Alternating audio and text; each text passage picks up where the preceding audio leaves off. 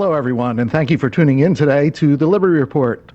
Dr. Paul is taking the day off today, so Daniel and I will be covering last night's incredible debate. I only planned on watching 30 minutes of it tops. I'm not really interested in the debates. They annoy me, if anything. But it was so bad that I ended up watching the whole thing. So this is a huge story that everyone is talking about today, and we're going to give our opinions on what happened last night, what we think about it. Before we do that, our viewers on Friday are familiar that we have a partnership with Birch Gold. Gold is has been money for thousands of years. We have a partnership with them where they help educate people on investing in gold, protecting your wealth. Government hates gold.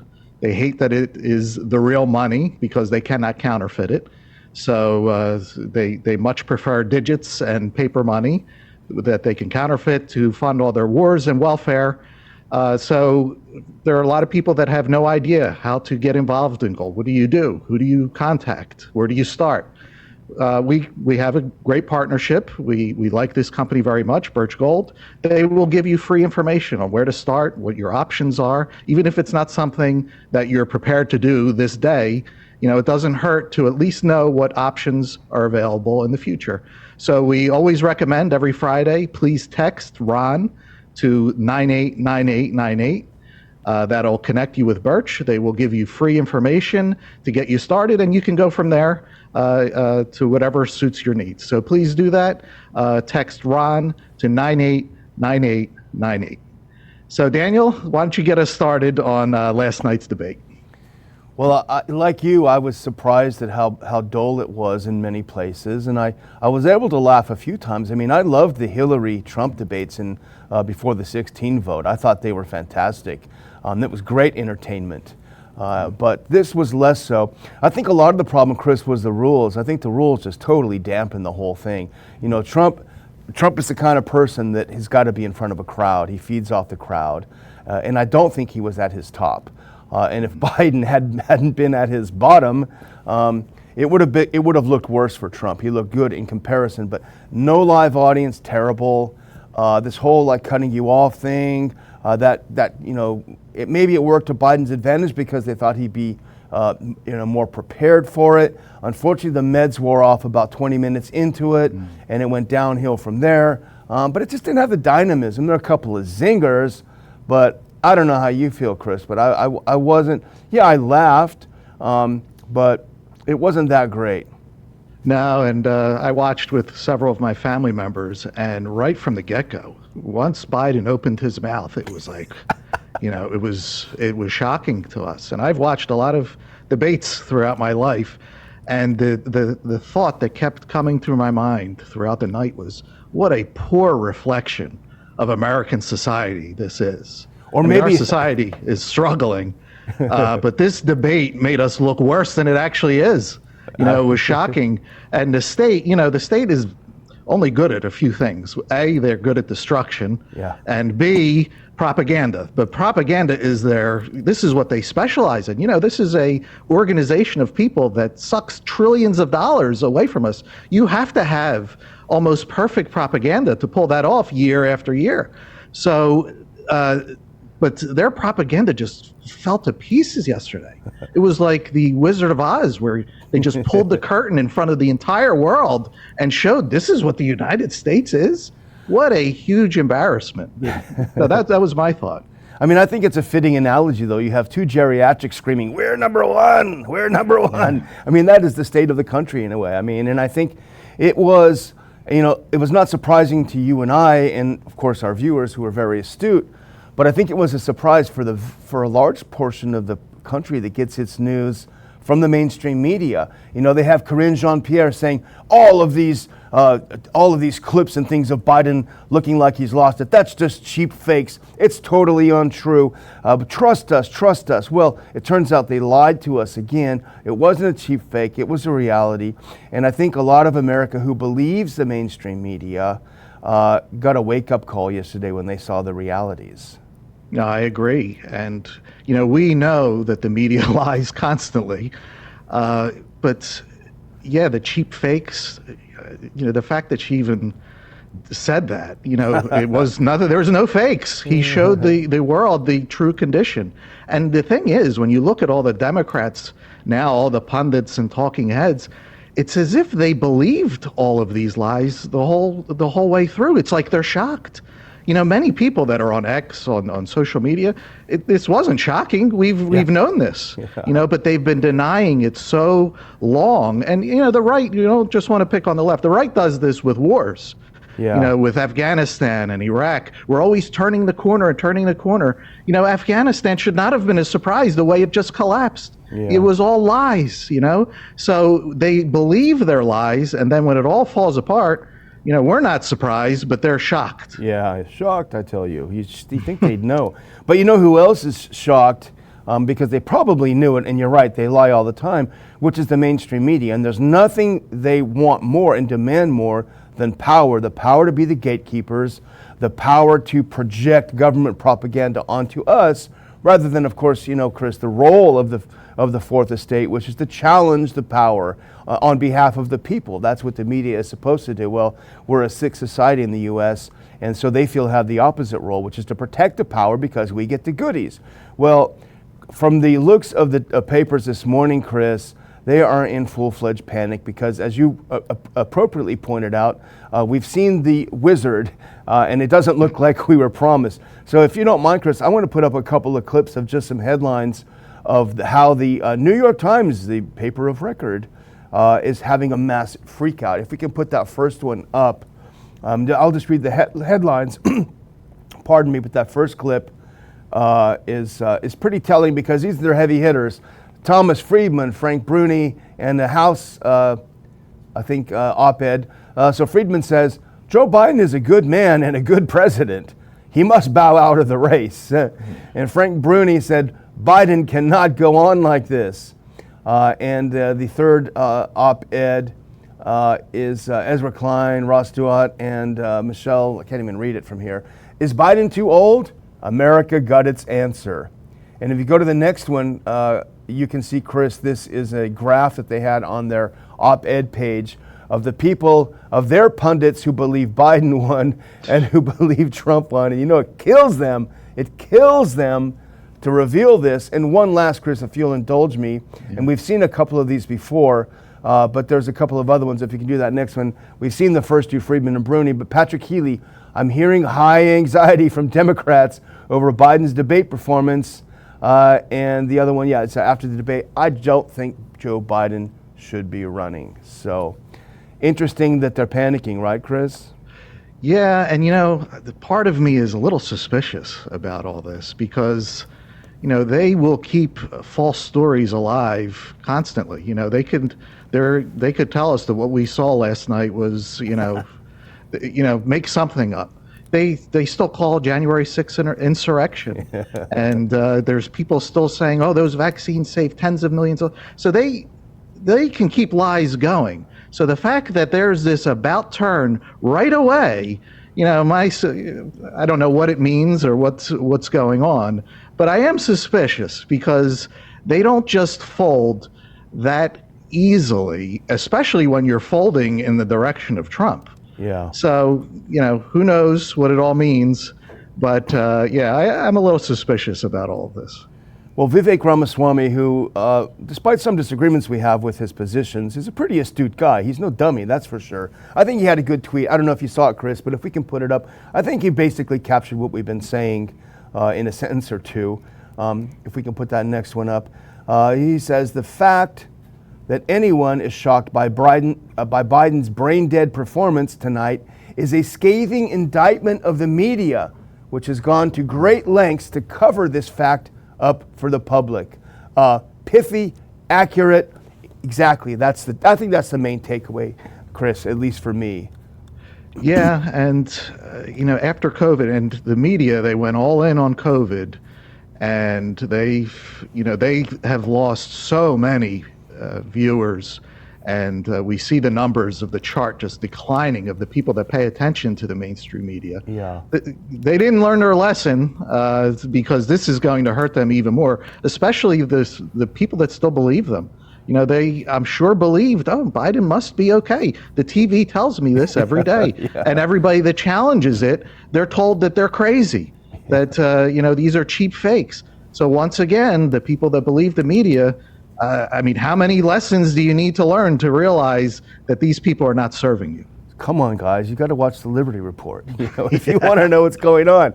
Well, Chris, I know the main thing we wanted to do, and we've been gabbing for a while, we want to talk about our kind of takeaways in our areas of concentration. Yours is the economy, mine is more foreign policy. But I thought maybe before we did that, we could have a little bit more fun with this. Why not? It's Friday. It's a day to have a little fun. I had a couple of video clips that came out. The first one, I'm not going to play the whole thing because it's too long. It's a minute and a half. But Trump, his people, for whatever else problems they have, they're no dummies. And they put out an ad like right away after the debate. And as someone pointed out, it's probably one of the least expensive campaign ads ever made, but probably one of the most effective. So I'm going to let's watch, I don't know, a minute of this. But here's a Trump ad after the debate. Folks, how are you? Making sure that we're able to make every single solitary person eligible for what I've been able to do with the COVID. With dealing with everything we have to do with. Look, if we finally beat Medicare, we're trying to provide housing for Black Americans. The impact on the choice, the idea that they're gonna, I'm proposing that everybody, the millionaires pay 1%. So no one I would not raise the cost of Social Security for anybody. I got my handicap, which when I was vice president, down to a 6. And wants to get away with get rid of the ability. I don't know, Chris. For me, the most entertaining part was to seeing these two elderly gentlemen acting like young guys in their 20s fighting about how good they are at golf. I don't know what you thought about that. Yeah, unfortunately, I wasn't able to hear the clip, but I saw it. Oh, okay. But I do remember that part. It was, I couldn't believe what I was listening to, talking about their handicaps in golf. But when Biden was mumbling, and I almost had to ask myself, how could they let this happen? Yeah. The people that put him on the stage knew, they're with him. They're with him every day. How could they let him go up there? It's a mystery to me. But again, we don't know everybody's motives. Everybody has different motives. If anything, everybody now knows that the real situation. So we'll see what happens going forward, and maybe afterwards we could put pieces together. Oh, look how this worked out perfectly. So we'll see as time goes on. I had one more, if you'll indulge me, Chris, and this is a very short one. It's only 6 seconds, but this is such a great. This is Trump. I honestly don't think Trump did very well last night for a number of reasons. But this is sort of. Hold on. 1 second. So I think this is actually Trump in his prime in a great way to handle it. Now, I'm not seeing the clip on the screen. I don't know if you have to switch it over. Yeah, this is a very short one, so pay attention. I'm sorry you won't be able to hear it, Chris, but it's pretty funny. More asylum officers. President Trump? I really don't know what he said at the end of that sentence. I don't think he knows what he said either. Look, more border.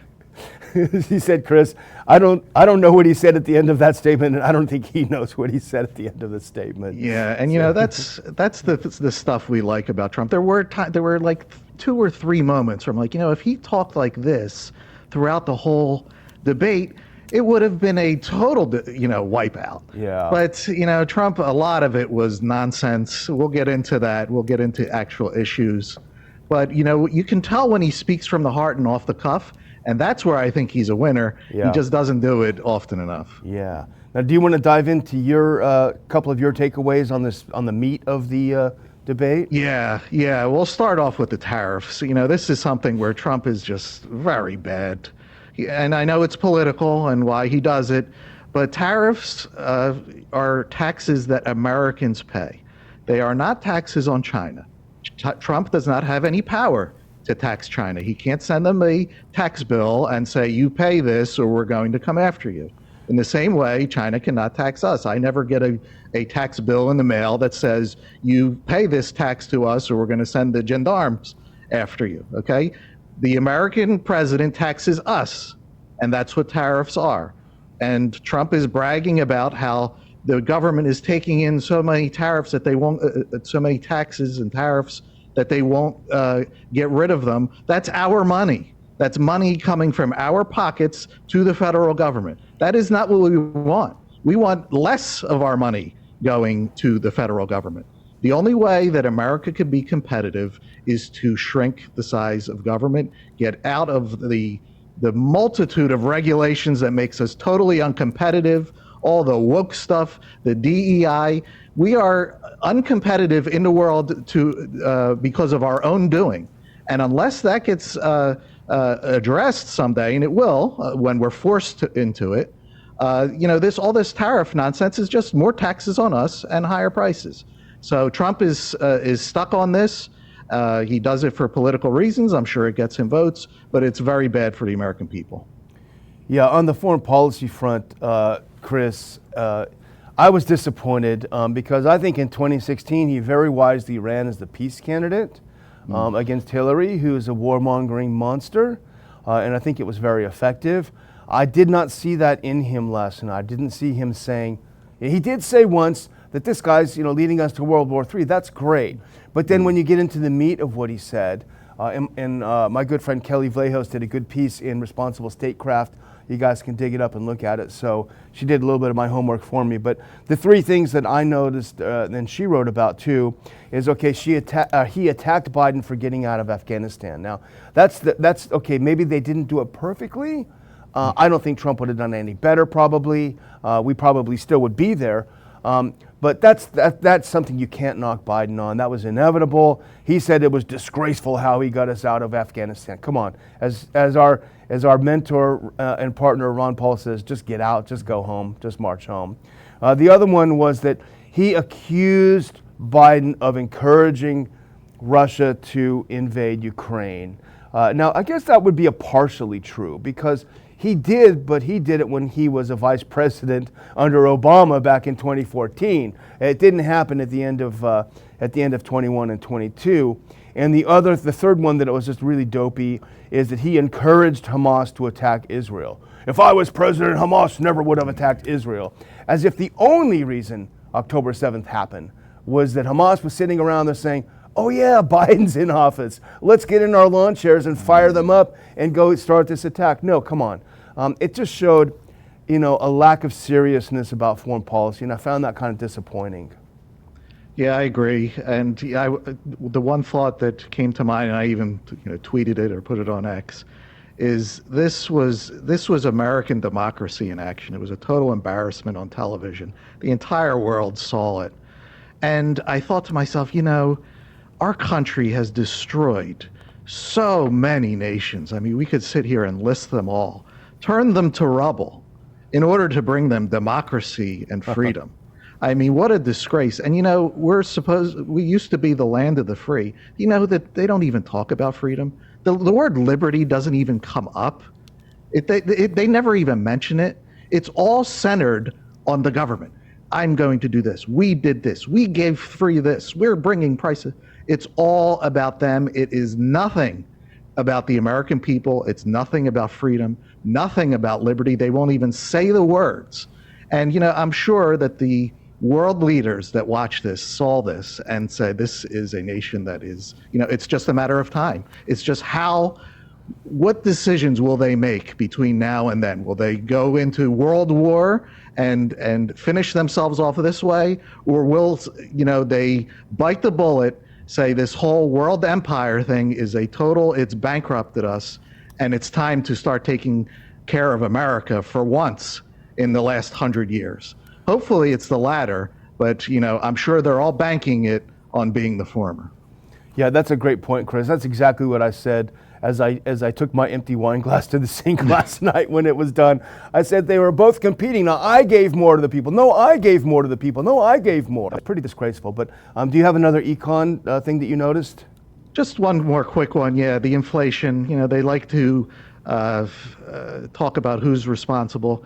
I hate to say it, but we did a show on it. President Trump is largely responsible for the inflation that we're suffering under. He passed that $6 trillion CARES Act during COVID. That did not have to happen. That was the fuel that started the fire. And Dr. Paul and I did a show. We said if they do this, inflation is going to skyrocket, and he did it. And Thomas Massey, the great representative from Kentucky, he stood alone saying this, you should not do this. He voted against it. And Trump called him a third-rate politician, at the time. I believe he retracted that, but at that time, Trump was pushing for this $6 trillion CARES Act. The Fed had to print trillions of dollars. We are suffering from it today. Biden is also responsible. He didn't help the inflation, but he added on to what Trump started. And, nobody's going to talk about that because it's, it won't help them. But I lay the blame on President Trump. Yeah, deservedly so.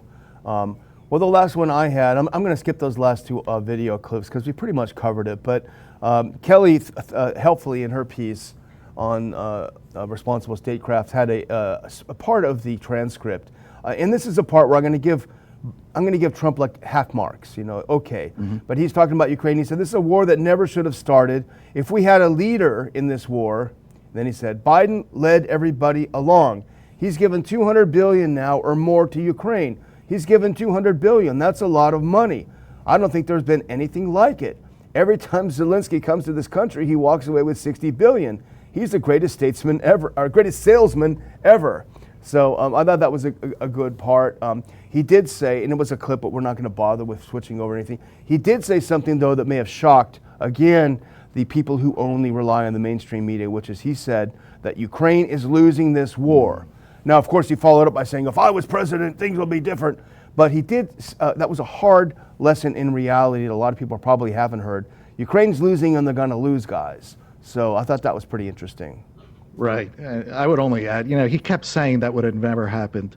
The Russians do not want NATO on their borders, period. Yeah. And President Trump, I believe, supported sending $60 billion. I believe when he was president, he sent arms to Ukraine. I don't care if President Trump was in office. Russia is not going to have Ukraine or NATO on their borders, no matter who's president. I don't think Putin would say, well, you could have NATO there if Trump is president. Yeah, absolutely not. Right. And, he has these, and I don't know if Trump read this report, but so apparently this last week, a couple of dopey Trump foreign affairs advisors, General Kellogg's a loser, Fred Flight's a hardcore neocon. They put this policy paper together about how Trump was going to turn it around, and it's the most ridiculous thing ever. It's basically Trump is going to tell Ukraine, you better come to the table and talk, or we won't give you any more weapons. And they're going to tell Putin, you better come here and sit down, or we're going to give Ukraine a lot more weapons. Well, that's not going to work. The bluster's not going to work. They've already given Ukraine everything they wanted, and they're losing. So anyway, I wish I hope, given the field of candidates, I hope Trump wins because there's a chance he'll do something good. There's no chance that Biden and whoever's pulling his strings will do any good at all. Right. I agree. And we could get lucky. President Trump, I think, can do the right things. He also has to surround himself with the right people. Yeah. That's yet to be seen. I do want to make one more comment about Biden. He kept saying it last night that we are the envy of the world, and I'm like, this is not the night for you to be saying we are the envy of the world. We are not the envy of the world. The world is trying to extricate itself from us. They're joining the BRICS. There's like 50 countries that want to join. They're stopping using the dollar. We are not, and that's the thing that has to turn us around, is we have to start being truthful with ourselves. This lying to ourselves and to the world is not getting us anywhere. It's just making things worse.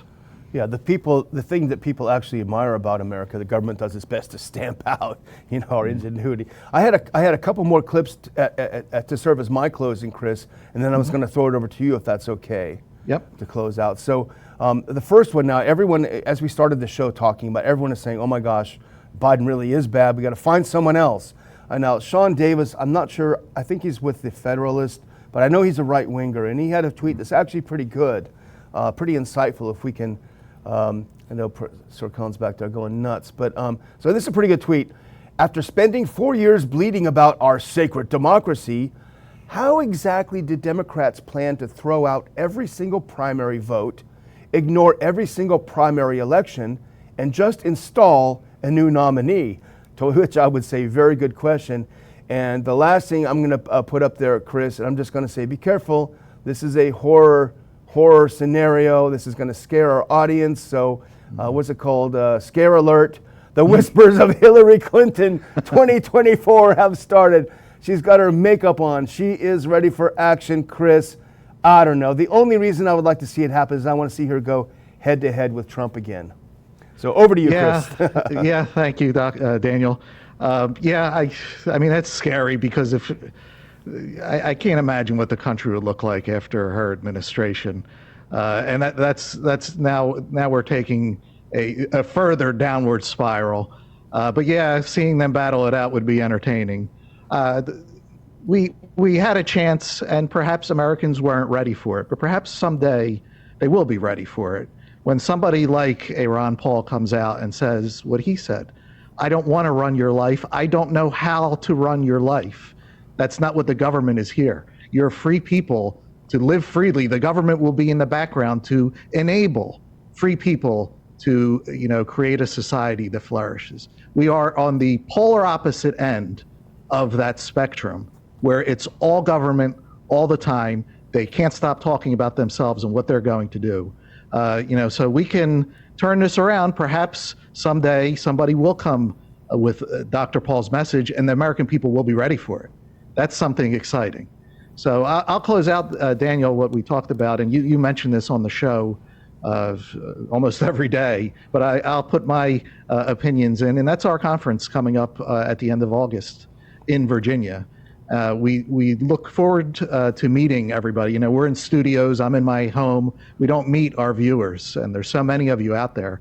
So it's so great to get together with like-minded people to throw around these ideas in person. We have great speakers. Daniel has talked about it. Judge Napolitano, Joe Salatin, John Mearsheimer. I mean, this is going to be another good one. So please join us. Daniel will put a link in the description of our show. Come see us, come meet us. We want to meet you. And hopefully we'll see you there at the end of August. And I'll close by saying thank you for listening to our show today. Dr. Paul will be back, and I'm sure he's going to be excited to see you again. Thank you for tuning in to the Liberty Report. Please come back soon.